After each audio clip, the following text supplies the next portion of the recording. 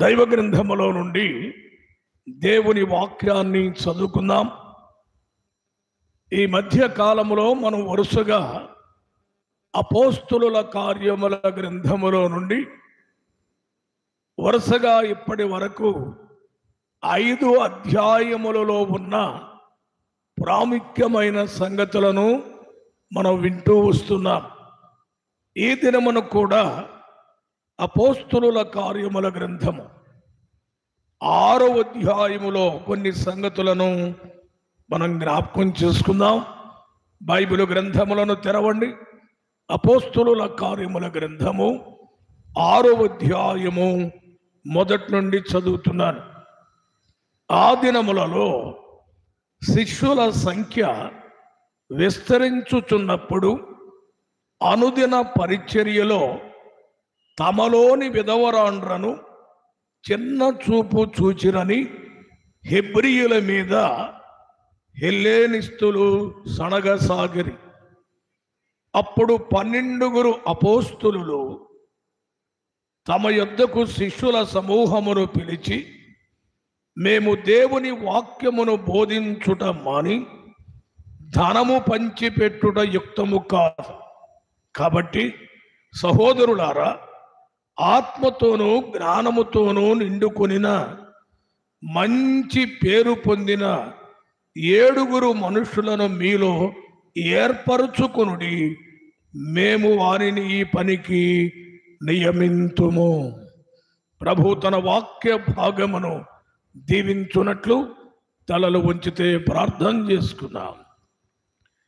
దయగలిగిన మా తండ్రి, కృపగలిగిన మా నాయన, మీ పరిశుద్ధ పాదములకు స్తోత్రాలు, వందనాలు చెల్లిస్తున్నాం. గొప్ప దేవా, ఈ ఆదివారం కూడా అల్పులమైన మాకు అనుగ్రహించారు. చక్కగా మిమ్మల్ని ఆరాధించడానికి అవకాశం ఇచ్చారు. తిరిగి మీ దివ్యమైన వాక్యములను ధ్యానం చేయడానికి మీ సన్నిధిలో మమ్మను సిద్ధపరిచారు. ఈ దినమున మీరు మా కొరకు సిద్ధపరిచిన మీ మాటలనే మీ వాక్యము ద్వారా మీరు మాకు అందించండి. కనబడుతున్న మనుషుని మరుగుపరచి చదువుబడిన మీ మాటలను దీవించి మేలుకరమైన సందేశాన్ని మాకు ఉపదేశించి తృప్తిపరచుదురుగాకని ఈ సమయంలో దూరము నుండి దగ్గర నుండి లైవ్లో యూట్యూబ్లో కూడా చూస్తున్న బిడ్డలను మీ నామములో దీవించుదురుగాకని ఈ మనవులు మా రక్షకుడు విమోచకుడైన యేసు క్రీస్తు అతి శ్రేష్టమైన నామమునే ప్రార్థించి వేడుకొనుచున్నాము తండ్రి, ఆమేన్. ప్రభునందు ప్రియ సహోదరి సహోదరులారా, ఈ సమయములో అపోస్తులుల కార్యముల గ్రంథము 6వ అధ్యాయము మొదటి నుండి 3 వచనాలు మనం చదువుకున్నాం. మొత్తము ధ్యానం చేయడానికి అవకాశము లేదు, కానీ ప్రాముఖ్యమైన సంగతులనే మన సమయములో మనం ధ్యానం చేద్దాం. 6వ అధ్యాయము ప్రారంభం ఎంత బాగుంది అంటే చదువుదాం, చూడండి. ఆ దినములలో శిష్యుల సంఖ్య విస్తరించుచున్నప్పుడు, ఈ మాట గమనించాలి. మొదటి శతాబ్దములో యెరూషలేములో దేవుని సంఘము స్థాపించబడిన తరువాత అది దినదినాభివృద్ధి నొందుతుంది. ఒక రకంగా చెప్పాలి అంటే 3000 మందితో ప్రారంభించబడిన సంఘం 3000 నుండి 5000, 5000 నుండి 7000, 7000 నుండి లెక్కకు విస్తరించింది అని మనం చదువుతున్నాం. అంటే సంఘము విస్తరిస్తూ ఉంది. ఈ మాట వినడానికి చాలా సంతోషంగా ఉంది. అందరూ అనుకునేది ఏంటంటే సంఘము విస్తరించాలి, సంఘము అభివృద్ధి చెందాలి అని ప్రతివారు కోరుకుంటారు. ఇక్కడ కూడా మనం చూస్తున్నాం, ఆ దినములలో శిష్యుల సంఖ్య విస్తరించుచున్నప్పుడు అన్నాడు. విస్తరించడం మంచిదే, కానీ దాని వెనక ఏదో అపాయము దాగి ఉన్నది అని గమనించాలి. ఇదే ఈవేళ ఈ 6వ అధ్యాయం మనకు నేర్పే సత్యం. ఏం జరుగుతుందో చదవండి. అనుదిన పరిచర్యలో తమలోని విధవరాండ్రను చిన్న చూపు చూచిరని హెబ్రీయుల మీద గ్రీకు భాష మాట్లాడు యూదులు సనగసాగిరి. వచ్చిందంట. సంఘము విస్తరిస్తుంది, సణుగులు ప్రారంభమైనవి. ఇది గమనించాలి. మనమేమో మొదటి దాన్ని చూసి ఆనందపడతాం. మా సంఘం పెరిగిందండి, మా సంఘం విస్తరించిందండి, పైగా మనం ప్రార్థనలు కూడా చేస్తాం. పట్టజాలనంతగా నువ్వు తీసుకురా ప్రభు అంటాం. మంచిదే. కానీ విస్తరించుట వెనక దాగి ఉన్న సత్యం ప్రమాదం ఉంది. ఇది మనం మర్చిపోకూడదు. జరిగిందేమిటో చూస్తే, ఒకవైపు సంఘం విస్తరిస్తుంది, అక్కడ గ్రీకు తెలిసిన యూదులు తమలోని విధవరాండ్రను ఈ యూదులు హెబ్రీయులు చిన్న చూపు చూచారని ఏం చేస్తున్నారు? సణుగుతున్నారు. అంటే సంఘంలో ఏమొచ్చింది? అటేమో విస్తరించడం కనబడుతుంది, ఇటేమో సణగడం ప్రారంభించంటే సమస్యలకు మూలం. నా అనుభవంలో కూడా నేను చెప్పేది ఏంటంటే, ఇంగ్లీష్ వార్ మన బ్రదరన్ సంఘాలను ఏదో ఎక్కువ మందితో నడపడానికి ఇష్టపడరు వారు. మనమేమనుకుంటామంటే, తెలుగు వాళ్ళం మాకు 100 మంది రావాలి, 1000 మంది రావాలి, మాది పెద్ద సంఘం అనిపించుకోవాలి అనుకుంటాం. మీరు గుర్తుపెట్టుకోండి, సంఘము పెరిగిందా సమస్యలు సణుగులు తప్పవు. ఎందుకు తప్పవు? ఇదిగో ఇక్కడే వర్గ పోరాటం వచ్చింది. హెబ్రీయుల మీద గ్రీకు తెలిసిన మాట్లాడగలిగిన వాళ్ళు కూడా యూదులే తమలోని విధవరాండ్రను చిన్న చూపు చూచారని. అంటే ఏమొచ్చిందండి ఇక్కడ? వాళ్ళకు సంబంధించిన విధవరాండ్రను ఈ హెబ్రీయులు చిన్న చూపు చూచారు అని అంటారు. ఈవేళ సంఘంలో కూడా వచ్చే మాటలు ఇవే కదా. మమ్మల్ని చిన్న చూపు చూశారు, మేమంటే చిన్న చూపు. కాబట్టి ఆ మాటలు మనం వింటూ ఉంటాం. దీనిని బట్టి అర్థమయ్యేది ఏంటంటే, సంఘము తగుమాత్రంగా ఉంటే చాలు, ఆరోగ్యకరంగా ఉంటుంది. ఎక్కువ మంది చేరినప్పుడు ఏమవుద్ది? కూర్చున్నవాడు ఏమనుకుంటాడంటే, ఆడెప్పుడు పోతాడా, ఈడెప్పుడు పోతాడా, మనం ఎప్పుడు ఆ సీట్ ఎక్కేది, మనకెప్పుడు అవకాశం. అది తప్పులేదు, కోరుకోవడంలో తప్పు లేదు. కానీ అవకాశాలు లేవు ఎక్కువైతే. అందుకే వాక్యమును బట్టి నేను చెప్పేది ఏంటంటే, ఆశ కలిగిన వారు వెళ్ళిపోయి సేవ చేసుకోవడం చాలా మంచిది. అందరూ ఒక చోట 100ల వేలగా గుమికూడి సమస్యలు తెచ్చుకునే కంటే, ఆశ కలిగిన వారు బయటికి వెళ్ళి సేవ చేసుకొని సంఘాలు స్థాపిస్తే మేలు కదా. ఇప్పుడు అక్కడికి వెళ్ళి సంఘం స్థాపించారనుకోండి, వాళ్ళే బోధకులు అవుతారు, వాళ్ళే పెద్దలు అవుతారు, వాళ్ళే నాయకులు అవుతారు. మంచిదే కదా. ఇది ఒక పాలసీ, గమనించాలి. ఎందుకు అంటే, ఈ దినాలలో అందరికీ ఏ ఆశ ఉందంటే, అందరూ నాయకులు కావాలనే, అందరూ బోధకులు కావాలనే, అందరూ నడిపించేవారు కావాలనే. కానీ అవకాశం రావడం లేదు కనుక సమస్యలకు మూలమవుతుంది. తమలోని విధవరాండ్రను చిన్న చూపు చూచారని సనగసాగిరి. మీరు గమనించాలి, సణుగులు అంటే ఎట్లా ఉంటాయండి? సనగడం అంటే ఎట్లా ఉంటుంది?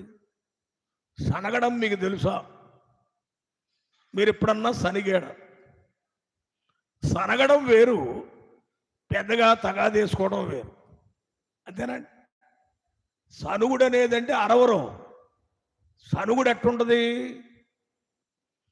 మన భాషలో చెప్పాలి అంటే, ఏంట్రా ఒకటే నస పెడుతున్నావు అంటారు. అది అంటే సనుగుడు అనే పదం మర్యాదగా అనంగాని మనం వాడే పదం ఏంటంటే ఏమిట్రా ఒకటే నస అంటుంటారు. అంటే దీని అర్థం ఏంటి? సనుగుడు సనుగుడు సనుగుడు. బైబిల్ గ్రంథములోనికి మనం వెళితే ఈ సనుగుడు ఇవాళ కాదు, దేవుని ప్రజలైన ఇశ్రాయేలీల జీవితంలోనే చూడగలం.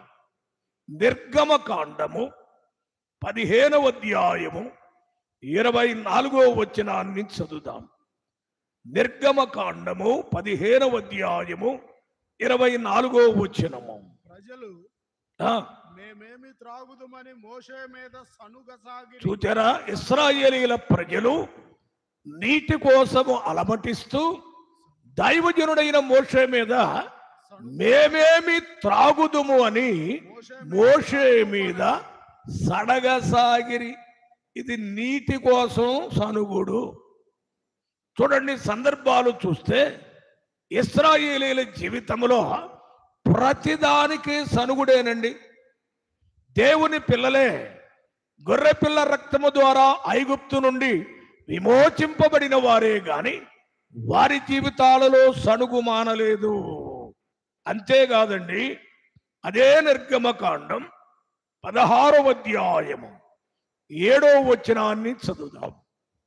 నిర్గమకాండము 16వ అధ్యాయము 7వ వచనము. యెహోవా మీద మీరు సనిగిన సనుగులను. ఏమండి, ఎవరి మీద అండి? అసలు ఎటుబడిందో చూడండి. ఇందాకేమో మోషే మీద సనిగారు, ఇప్పుడు ఎవరి మీద? చదవండి. యెహోవా మీద మీరు సనిగిన సనుగులను ఆయన వినుచున్నాడు. విన్నారా? సనిగేములే పెద్దగా ఎవరికి వినపడదు అనుకోకూడదు. ఈ సనిగే బ్యాచ్ ఏమనుకుంటారంటే ఎవరికి వినపడదులే మనం అనేది, ఎవరికి తెలియదులే మనం అనేది అనుకుంటారు. కానీ అది ఎక్కడ రిలే అవుతుంది? వారు సనిగిన సనుగులను యెహోవా విన్నాడు. మరొక వచ్చిన భాగం అక్కడే, అదే వచనం పూర్తిగా చదవండి. నిర్గమకాండం 16వ అధ్యాయము 7వ వచనము. ఉదయమున మీరు యెహోవా మహిమను చూచెదరు. మేము ఏ పాటి వారము. మోషే అంటున్నాడు, మేము ఏ పాటి వారము? మా మీద సనుగనేలా అనిరి. మా మీద సనుగనేలా అనిరి. మేము ఏ పాటి వారం, మీరు మా మీద సనుగుతున్నారు అని ఆ వచనములోనే దైవజనులు అంటున్నారు. అయితే సనుగుడు అనేది ఎంత ప్రమాదకరమైందో బైబిల్లో ఇప్పుడు చూడాలి. అది గనక మనకు తెలిస్తే పొరపాటును కూడా ఏ విషయంలో సనగం, ఎవరి మీద సనగం. సంఖ్యాకాండము 16వ అధ్యాయం లేక 11వ అధ్యాయం ముందు చూడండి. 11వ అధ్యాయము 1వ వచనం చదువుదాం. జనులు ఆయాసమును గూర్చి సనుగుచుండగా అది యెహోవాకు వినబడెను. యెహోవా దానిని వినినప్పుడు ఆయన కోపము రగులుకొనెను. వినండి. సనుగుడు అంటే దేవునికి ఎంత కోపం అంటే ఆ భాష చూడండి. కోపము రగులుకొందట. మనం అనుకుంటాం ఏమి లేదులే సనిగితే అనుకుంటాం. దేవునికి నచ్చనవి పోయిన వారం కూడా చెప్పాను.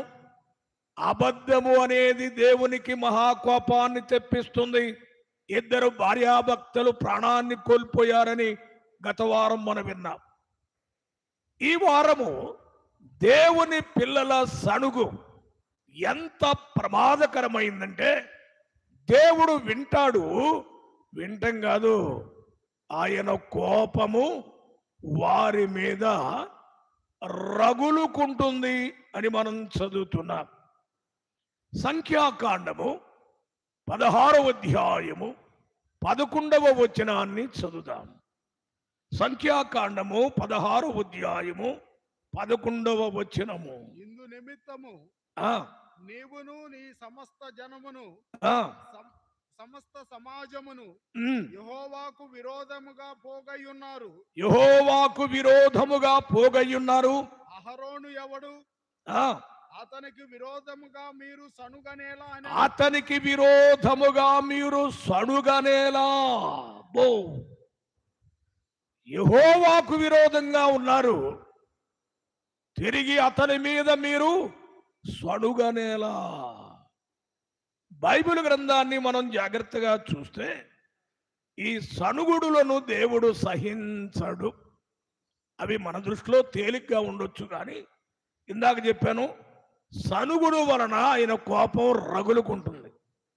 ఇంకొక మాట చెబుతాను, ఇంకా భయపడాలి మనం. కొరింథీయులకు రాసిన మొదటి పత్రిక 10వ అధ్యాయము 10వ వచనాన్ని చదువుదాం. కొరింథీ మొదటి పత్రిక 10వ అధ్యాయము 10వ వచనము. మీరు సనుగకుడి, మీరు సణుగకుడి, వారిలో కొందరు సణిగి వారులో కొందరు సనిగి సంహారకుని చేత నశించిరి. సంహారకుని చేత నశించిరి. అంటే దాని అర్థం ఏంటండి? సంహారకుని చేత నశించడం అంటే చంపబడ్డారు. ఏం చేస్తే? ఏమండి? సణిగితే చస్తారంటున్నాడు ఇక్కడ. ఇందాకేమో దేవుని కోపం రగులుకుంటుంది అన్నాడు, ఇక్కడేమో సంహారకుని చేత సణిగి నశించారు అన్నాడు. అందుకే దైవజనుడైన పౌలు భక్తుడు మనకొక వార్నింగ్ ఇచ్చాడు. ఫిలిప్పీలకు రాసిన పత్రిక 2వ అధ్యాయము 14వ వచనాన్ని చదువుదాం. ఫిలిప్పీలకు రాసిన రెండవ అధ్యాయం, ఫిలిప్పీలకు రాసిన పత్రిక 2వ అధ్యాయము 14వ వచనము. మీరు మూర్ఖమైన వక్ర జనము మధ్య ఆ, నిరపరాధులను నిష్కలంకులను అనిందులునైన దేవుని కుమారులగునట్లు దేవుని కుమారులగునట్లు సనుగులను సణుగులను సంశయములను మాని సంశయములను మాని సమస్త కార్యములను చేయుడి. సమస్త కార్యములను చేయుడి. ఇది నమ్మినోళ్ళకి చెప్పాడా, నమ్మనోళ్ళకి చెప్పాడా? నమ్మిన భక్తులకే ఫిలిప్పీ పత్రిక రాస్తున్నాడు. మీరు సనుగులను సంశయములను మానండి. ఒకవేళ ఎప్పటిదాకా సనిగే అలవాటు ఉంటే మానమంటున్నాడు. ఇప్పుడు మానకపోతే ఉన్న ప్రమాదాలను కూడా మనకు వాక్యంలో చూపెడుతున్నాడు. ఇంకొక గొప్ప మాట కూడా చెప్పాలి, తర్వాత ముందుకు వెళతాను. యాకోబు పత్రిక 5వ అధ్యాయము 9వ వచనం చదువుదాం. యాకోబు పత్రిక 5వ అధ్యాయము 9వ వచనము. సహోదరులారా, సహోదరులారా, మీరు తీర్పు పొందకుండు నిమిత్తము అదిగోండి, మీరు తీర్పు పొందకుండు నిమిత్తము ఒకని మీదనొకడు సనగకుడి. ఒకని మీద ఒకడు సనకుడి. ఇప్పుడు ఆగండి, సనిగితే ఏముందన్నాడు? తీర్పు ఉంది అన్నాడు. ఇది మర్చిపోబాకండి. ఆ ఏముందలే అనుకొని ఇష్టం వచ్చినట్టు సనగబాకండి. సహోదరులారా, మీరు తీర్పు పొందకుండు నిమిత్తము ఒకని మీద ఒకడు సనగకుడి. ఆ తర్వాత చూడండి, ఇదిగో న్యాయాధిపతి, అదిగోండి అసలు ఆయన ఉన్నాడు అక్కడ. ఇదిగో న్యాయాధిపతి వాకిట నిలిచి ఉన్నాడు. జడ్జి గారు ఉన్నాడు అక్కడ. సనిగితే తీర్పు ఉంది, అక్కడే జడ్జి ఉన్నాడు రెడీగా, వాకిట్లోనే ఉన్నాడు అంటున్నాడు యాకోబు భక్తుడు. నాకు అనిపిస్తుంది, ఈ వారం వారం వాక్యాలు ధ్యానం చేసేటప్పుడు నా మట్టుకు నాకేమనిపిస్తుంది అంటే, నోటికి ప్లాస్టర్ వేసుకొని ఉంటే ఎంత మంచిదో అనిపిస్తుంది. అంతే నా మట్టుకు నాకు, నీ సంగతి కాదు. ఎంతవరకు మాట్లాడాలో అంతవరకే మాట్లాడి మౌనంగా ఉంటే అది క్షేమమేమో వాక్య ప్రకారం అనిపిస్తుంది. ఊరికే దులిపేస్తుంటా, ఊరికే మాట్లాడిస్తుంటా, ఇతరుల గురించి చెవులు కొరుగుతుంటా. ఏమిటి అసలు ఇదంతా? తీర్పు ఉన్నది, దేవుని కోపము రగులుకుంటుంది. మూడవది సంహారకుని చేత నశించిపోతావనుంది. జాగ్రత్త పడదాం. సనుగులను సంశయములను మానదాం. ఈ రోజుల్లో అదేమిటోనండి సులువైపోయింది. అసలు మన గురించి మనం మాట్లాడుకోవట్లేదు. మనం ఎవరో, మన స్థితి ఏంటో మనం చూసుకోవటం లేదు. మన కుటుంబం ఏంటో, మన వారు ఏం చేస్తున్నారో మనం చూసుకోవటం లేదు. కానీ మనకు ఈజీగా ఎదుటివారు కనబడుతున్నారు. వారిని గురించిన ఎపిసోడ్లు, కథలు అసలు ఏమిటో నేనంటున్నాను. అది మనకు ఆరోగ్యం కాదు, మన కుటుంబాలకు క్షేమం కాదు. ఈ కడవరి దినములలో తీర్పుకు లోను కాకూడదు, మనం ప్రమాదాలకు లోను కాకూడదు, దేవుని తీర్పుకు లోను కాకూడదు. అందుకే చాలా జాగ్రత్తగా మహాజ్ఞాని సొలొమోను అన్నాడు, మౌనంగా ఉంటే జ్ఞాని అనిపించుకుంటాడు అన్నాడు. ఏమండి? మౌనంగా ఉంటే జ్ఞాని అనిపించుకుంటాడు. ఊరికే మాటలు దులిపేస్తే అండి తీర్పు ఉన్నది. సడగబాకండి ఒకళ్ళ మీద ఒకరు. సరే, ఇప్పుడు క్రిందకి వెళదాం. ఈ సంఘములో వారు సరుగుతున్నారు. అప్పుడు అపోస్తులు ఏం చేశారు? 2వ వచనం చదవండి. 2వ వచనం. అప్పుడు 12 అపోస్తులు తమ యొద్దకు శిష్యుల సమూహమును పిలిచి, మేము దేవుని వాక్యము బోధించుట మాని ఆహారము పంచిపెట్టుట యుక్తము కాదు. కాబట్టి సహోదరులారా ఆత్మతోను జ్ఞానముతోను నిండుకొని మంచి పేరు పొందిన ఏడుగురు మనుషులను మీలో ఏర్పరచుకొనుడి. మీరు జాగ్రత్తగా ఈ మాట గమనించాలి. ఈ సడుగులు వినబడిన తర్వాత 12 మంది అపోస్తులు అన్నారు, మేము ఈ ఆహారం పంచిపెట్టడం ఈ పరిచర్య కాదయా మాది, అసలు ఈ గొడవంతా మాకెందుకు, మేము ప్రార్థనలో సేవలో ఉంటాం. ఈ పరిచర్య కొరకు మీలో కొన్ని లెక్కలు చెప్పారు. అక్కడ ఏమన్నారు? ఆత్మతోను జ్ఞానముతోను నిండుకొని మంచి పేరు పొందిన 7 సహోదరులను లేక మనుషులను మీలో ఏర్పరచుకోరుడి. ఏమండి? పరిచర్య చేయాలి అంటే ఏ ఉండాలో చెబుతున్నారు అపోస్తులు. ఈవేళ దేవుని పరిచర్య అంటే సులువైపోయింది. ఎట్లా జీవించినా బయట ఈడకొచ్చి మనం ఏదో చేయాలి అంటాం. ఏముంది ఇక్కడ? ఆత్మతోను జ్ఞానముతోనూ నిండుకొని మంచి పేరు పొందిన 7 మనుషులు అన్నాడు. ఏమండి? ఆ సంఘములో వేల మంది ఉన్నారు.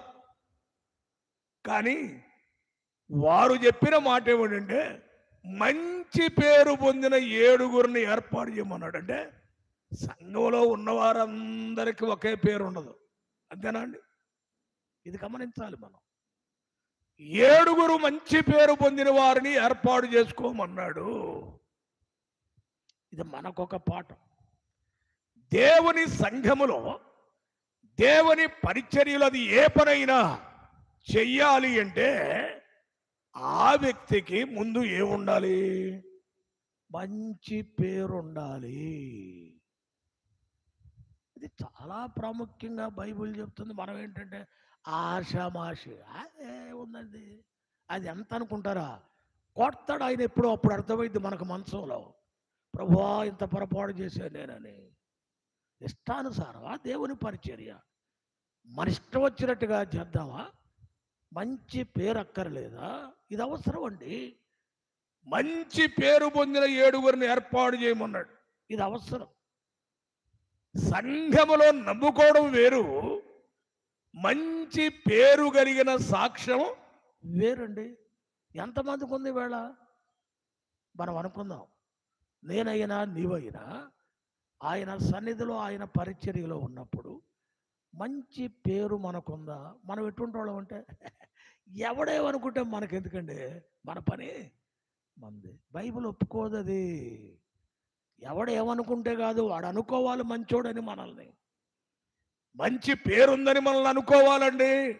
అది లేకుండా వాళ్ళు అట్నే అంటారులేండి అంటే అసలు ఎక్కడున్నట్టు మనకు మంచి పేరు? మహాజ్ఞాని సొలొమోను చెప్తాడు మంచి పేరు యొక్క విలువ. సామెతల గ్రంథం 22వ అధ్యాయము మొదటి వచనాన్ని చదువుదాం. సామెతల గ్రంథము 22వ అధ్యాయము మొదటి వచనము. గొప్ప ఐశ్వర్యము కంటే వినండి, ఈ పదాలు తెలిసినవే అయినా విందాం. గొప్ప ఐశ్వర్యము కంటే మంచి పేరును మంచి పేరు వెండి బంగారముల వెండి బంగారములు సంపాదించుట కంటే దయయు కోరదగినది. వినండి, గొప్ప ఐశ్వర్యం దానికంటే విలువైనది ఏది అంటే ఒక వ్యక్తి యొక్క మంచి పేరు. ఆస్తులక్కర్లా, అంతస్తులక్కర్లా, ఐశ్వర్యాలక్కర్లా, వాటిని బట్టి వచ్చేది మంచి పేరు కాదు. డబ్బు గల్లవాడంటారు, ఆస్తి గల్లవాడంటారే కానీ మంచి పేరే ఉండదు. కూడు ఉన్నా లేకపోయినా, పేదవారైనా, ఇల్లున్నా లేకపోయినా, దరిద్రంలో ఉన్నా, చదువున్నా లేకపోయినా, యేసుక్రీస్తును రక్షకునిగా అంగీకరించిన ఒక వ్యక్తి సమాజంలో క్రీస్తు యొక్క జీవితాన్ని చూపెడుతూ మంచి పేరు కలిగి ఉంటే అంతకంటే గొప్ప ధన్యత ఏముందండి? ప్రసంగి గ్రంథం 7వ అధ్యాయము మొదటి వచనము. ప్రసంగి గ్రంథం 7వ అధ్యాయము మొదటి వచనము. సుగంధ తైలము కంటే మంచి పేరు మేలు. అంటే సెంట్లు, ఈ అత్తరులు, ఈ పరిమళాల కంటే ఏది సువాసన కలిగింది అంటే ఒక వ్యక్తి జీవితంలో ఉన్న మంచి పేరు. ఏమండి, ఇది సంపాదించుకోవాలి మనం. నమ్మేమంటే కాదు. ఎందుకు ఇతరులు మనల్ని చూసి నమ్మటం లేదు? ఎందుకు ఇతరులు మనం పిలిస్తే రావడం లేదు అంటే వాళ్ళకి తెలుసు మనకేమి లేదని. ఏమి లేదు, మీరు వెళ్తున్నారు కదంటలేండి, ఇంకా మేమెందుకు? మిమ్మల్ని చూసి మేమేమి రావాలి? ఒక ఆయన అంటున్నాడు, ఏమంటే గుంపులు గుంపులు వస్తారు కానీ ఇళ్ళకాడ చూడండి సాక్ష్యాలు మీకు అర్థమవుతాయి అంటున్నాడు. లేదు, మంచి పేరు. దేవుడు ఎట్లా మెచ్చుకుంటాడండి మనల్ని? ఒక యవనస్తుడిని చూపెడతాను, తెలుసు మీకు. అపోస్తుల కార్యముల గ్రంథం 16వ అధ్యాయము 2వ వచనాన్ని చూడండి. అపోస్తుల కార్యముల గ్రంథం 16వ అధ్యాయము 2వ వచనం. అతడు లుస్త్రలోను ఈకొనియలోను ఉన్న సహోదరులందరి వలన మంచి పేరు పొందినవాడు. ఏమండి, అతడు లుస్త్రలోను ఈకొనియలోను ఉన్న సహోదరులందరి వలన, కొందరి వలన కాదు, అందరి వలన మంచి పేరు. ఎవరైనా? తిమోతి. మరి ఈ సాక్ష్యం మనకు ఉందంటారా అండి? సహోదరులారా, సహోదరిలారా, సాక్ష్యం చెబితే ఈ పేరు మన గురించి. మేము 3 రోజుల క్రితం నెల్లూరు జిల్లాలో చంద్రశేఖరపురం అనే ఊరికి ఆదరణ కోట వెళ్ళాం. ఆ ఇంటి పెద్దావిడ సహోదరి, ఆమె చనిపోయింది. ఆమెను గురించి సాక్ష్యాలు చెప్తున్నారు. వాళ్ళ కోడలు మాట్లాడుతుంది. కోడలు ఏం చెప్తుందంటే ఏడుస్తూ, నేను ఆమెనే చూసా, కోడలు అత్త కోసం ఏడిచామని. ఇప్పుడు మామూలుగా లోకంలో అంటారు పోయింది పెడ వదిలింది అంటారు, కానీ ఆమెలా కాదు, సభలో ఏడుస్తుంది. ఏడుస్తూ అంటుంది, ఆమె అత్తగారు కాదు నాకు, ఆమె అమ్మ అంటుంది. ఆమె కూడా నన్ను కోడలుగా చూడలేదు, అసలు నేను ఆమెను అమ్మ అంటానంటుంది. ఆమె అంతగా చూచింది మా అత్తగారని చెబుతుంటే నాకు మనసు పులకించిపోయింది. అంటే ఈ దినాలలో కూడా క్రైస్తవ కుటుంబాలలో ఈ సాక్ష్యం కలిగిన వారు ఉన్నారా అని. ఏమండి, ఏమనుకోవద్దు, మీ అత్తగారులు మీ గురించి అలాంటి సాక్ష్యం ఇస్తారా? అండి, లేక కోడళ్ళారా మీరు మీ అత్తల గురించి అత్త కాదండి అమ్మ లాంటిది అని సాక్ష్యం ఇవ్వగలరా? క్రైస్తవ కుటుంబాల సంగతే నేను అడిగేది. చాలా విచారకరం. మంచి పేరు లేదు, ఏదో నమ్మేమని చెప్తున్నాం, వస్తున్నాం, ఆరాధిస్తున్నాం, ఏదో గొప్పగా చెప్పుకుంటున్నాం ఇన్నేళ్ల నుంచి అని. కానీ ఎక్కడుంది పేరు? మనం ఉన్న పేటలో, మనం ఉన్న సమాజంలో, మనం ఉన్న ఏరియాలో మన గురించి మంచి పేరు చెప్పగలరా? అదేమంటారు, వాళ్ళకి మనకు పడదలండి, వాళ్ళు ఎప్పుడు మన గురించి మంచి మాట్లాడరు. ఎందుకు పడదు? అసలు ఏమిటి క్రైస్తవ సాక్ష్యం? ఈ యవనస్తుడు లుస్త్రలోను ఈకొనియలోను ఉన్న సహోదరులందరి వలన మంచి పేరు. మంచి పేరు ఎట్లుంటుందంటే, మన ప్రభువుని గురించి వ్రాయబడింది. పరమగీతము 1వ అధ్యాయం 3వ వచనాన్ని చదువుదాం. పరమగీతము 1వ అధ్యాయము 3వ వచనము. నీవు పూసుకొను పరిమళ తైలము, నీవు పూసికొను పరిమళ తైలము సువాసన గలది, సువాసన గలది. నీ పేరు వినండి పదం, నీ పేరు పోయబడిన పోయబడిన పరిమళ తైలముతో సమానము. ఇదండి, చూచారండి, మంచి పేరు ఎలా ఉంటుంది అంటే, నీ పేరు పోయబడిన పరిమళ తైలం. అంటే ఒక సెంటు బాటిల్ తీసుకొని మూత తీసి కింద పడేసామనుకోండి, ఏమొస్తుంది? ఈ హాల్ అంతా ఏమండి పడేసింది, ఇక్కడ వాసన ఎక్కడ వచ్చింది? మొత్తం వస్తుందండి. అది నీ పేరు ఎట్లుండాలి అంటే, క్రైస్తవ సాక్ష్యం అంటది పోయబడిన పరిమళ తైలముతో సమానం సమానం సమానం. ఆ స్థాయి ఎప్పుడు వస్తుంది మనకండి? ఆ జీవితం ఎప్పుడు వస్తుంది మనకు? ఆ సాక్ష్యం ఎప్పుడు పొందగలం మనం సమాజంలో అండి? ఓడిపోతున్నాం ఈవేళ. పరిశుద్ధాత్మ దేవుడు మనతో నేరుగా మాట్లాడుతున్నాడు, హెచ్చరిక చేస్తున్నాడు. ఇక్కడి నుంచి అయినా మంచి పేరు పొందడానికి చూడండి, నేను 2-3 మాటలు చెప్పాలి. మన దేవుడు ఎటువంటి వాడు అంటే, ఇర్మియా గ్రంథము 33వ అధ్యాయము 11వ వచనం. ఆయన పేరే ఎలాంటిదో చూడండి. ఇర్మియా గ్రంథము 33వ అధ్యాయము 11వ వచనం చదువుదాం. యూదా పట్టణములోనే, యూదా పట్టణములోనే, యెరూషలేము వీధులలోనే సంతోష స్వరమును, ఆనంద శబ్దమును, పెండ్లి కుమారుని స్వరమును, పెండ్లి కుమార్తె స్వరమును, యెహోవా మంచివాడు. ఆగండి, ఎవరండి మన దేవుడి పేరేంటి? యెహోవా మంచివాడు. మంచివాడు ఎంత సాక్ష్యం, ఎంత గొప్ప మాట అండి అది. ఆయన పేరు ఎట్లా ఉందో చూడండి, యెహోవా మంచివాడు. ఇప్పుడు చూడండి, మంచి పేరు రావాలి అంటే ఏం ఉండాలి అంటే, వ్యక్తిలో కొన్ని భాగాలు ఊరికే 2-3 చెప్తాను. ఒక వ్యక్తిని చూపెడతాను. సంఖ్యాకాండము 14వ అధ్యాయము 24వ వచనము. సంఖ్యాకాండము 14వ అధ్యాయము 24వ వచనము. నా సేవకుడైన కాలేబు, నా సేవకుడైన కాలేబు మంచి మనసు కలిగి, మంచి మనస్సు కలిగిన వాడు. ఈ మాట చూడండి, ఒక వ్యక్తికి మంచి పేరు రావాలంటే ముందు ఆయన మనసు ఎట్లుండాలి? మనసు మంచిది అయి ఉండాలి. అర్థమైందా? చూడండి, రహస్యాలన్నీ ఇక్కడే ఉన్నాయి. దైవజనుడైన కాలేబును గూర్చి దేవుడు వ్రాయించాడు, నా సేవకుడైన కాలేబు మంచి మనస్సు కలిగిన వాడు. ఇప్పుడు అసలు మన మనస్సు మంచిదైతే కదా మన పేరు మంచిగా రావడానికి.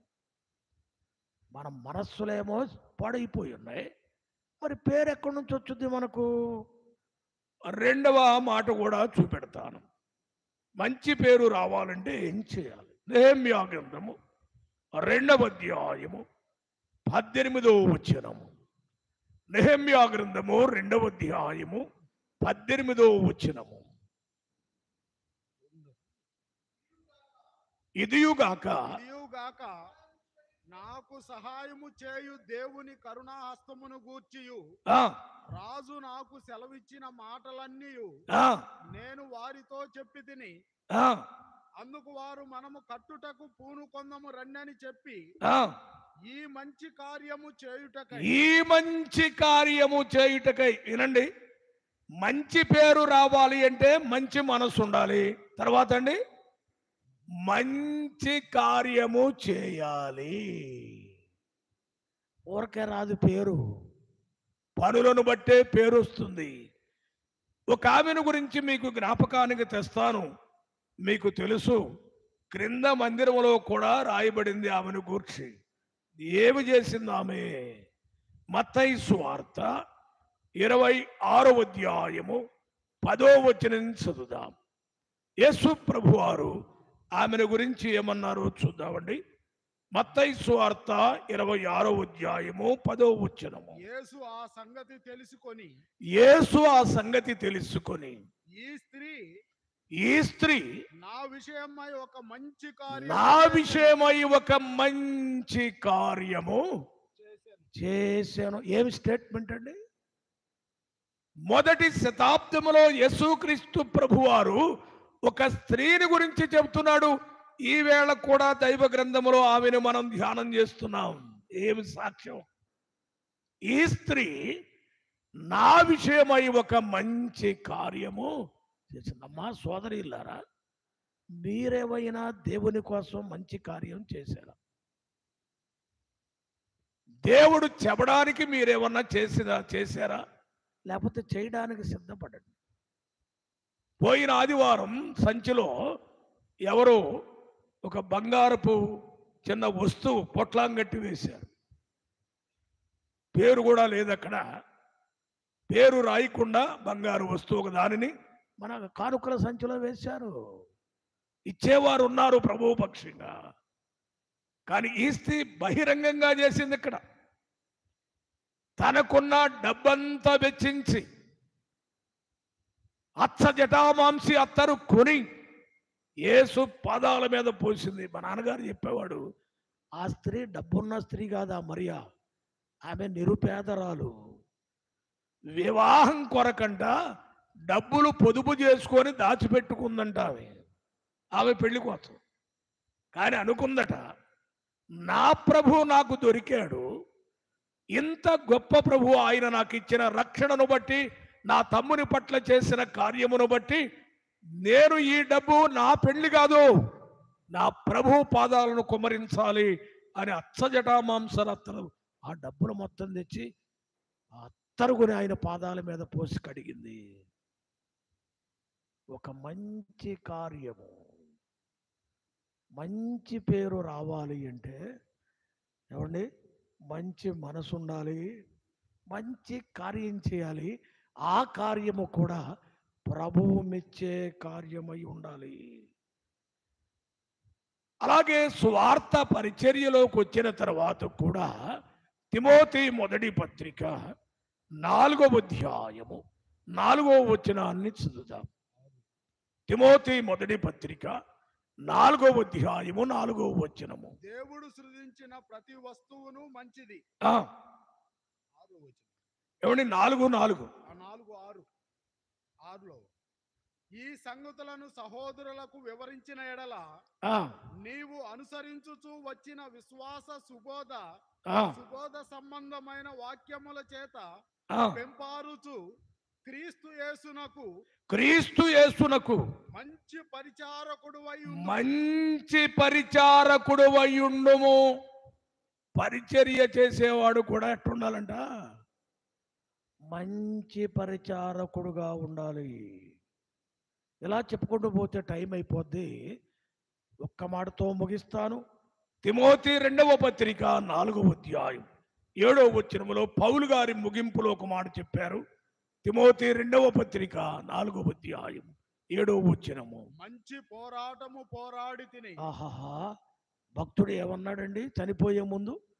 మంచి పోరాటము పోరాడి తిని నా పరుగును కడముట్టించి తిని విశ్వాసమును కాపాడుకుంటుని. మంచి పోరాటం. 2 మాటలే ఈ ఉదయకాలం మీ జ్ఞాపకానికి తెచ్చాను. మొదటిది సణుగులు మానాలి, రెండవది మంచి పేరు కలిగి ఉండాలి. అలా చేయుటకు దేవుడు మనకందరికీ సహాయము చేయునుగాక. దేవుడు ఈ మాటలను మనందరి వినికిడిలో దీవించి ఆశీర్వదించునుగాక. ఆమేన్. తలలు వంచండి, ప్రార్థన చేసుకుందాం. దయగలిగిన మా తండ్రి, కృపగలిగిన మన ఆయన, మీ పరిశుద్ధ పాదములకు స్తోత్రాలు, వందనాలు చెల్లిస్తున్నాం. గొప్ప దేవా, అపోస్తుల కార్యముల గ్రంథం 6వ అధ్యాయం ప్రారంభంలో విశ్వాసులే కానీ సణుగుతున్నారు. సణుగుల వలన నష్టం ఎంతుందో మీరు సెలవిచ్చారు. మీ పరిచర్యలో మంచి పేరు కలిగిన వారు కావాలని మీ వాక్యంలో చూపించారు.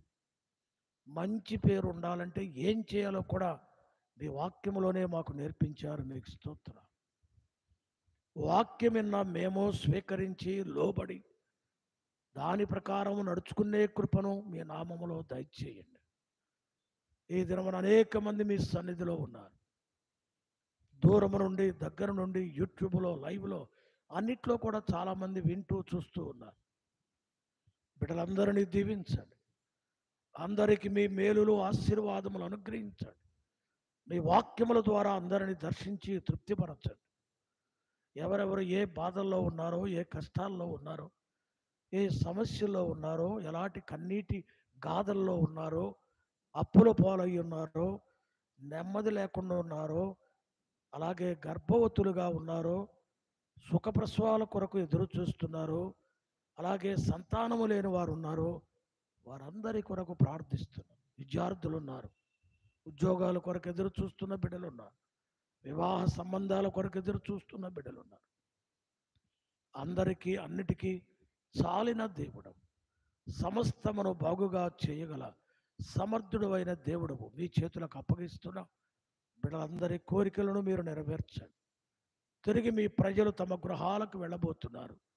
మార్గములో తోడుగా ఉండి క్షేమంగా గృహాలకు చేర్చి మీ చిత్తమై మీరు అక్కడ ఆలస్యమైతే మరి ఒకసారి ఇలాగున మీ సన్నిధిలో చేరి ఆనందించే భాగ్యాన్ని మా అందరికి దయచేయమని, అంతవరకు మీ ఆరోగ్యము, ఆదరణ, దీవెన, భద్రత, శాంతి, సమాధానములు మాకు, మా కుటుంబాలకు దయచేయమని ఈ మనవులు మా రక్షకుడు, విమోచకుడైన యేసు క్రీస్తు అతి శ్రేష్టమైన నామమునే ప్రార్థించి వేడుకొనుచున్నాము తండ్రి. ఆమేన్.